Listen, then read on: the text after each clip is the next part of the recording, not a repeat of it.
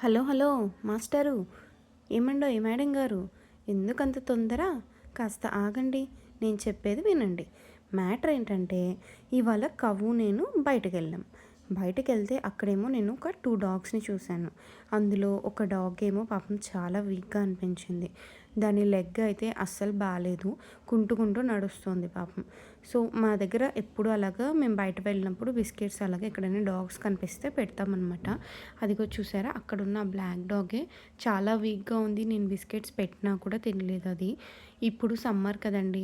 పాపం ఇలాగ మీరు బర్డ్స్‌కి కానీ, ఏవైనా యానిమల్స్ కనిపించినప్పుడు డాగ్స్‌కి, బర్డ్స్‌కి ఇలాగ మీకు మీ వల్ల అయినంత ఏదో ఒక ఫుడ్ అనేది పెట్టండి.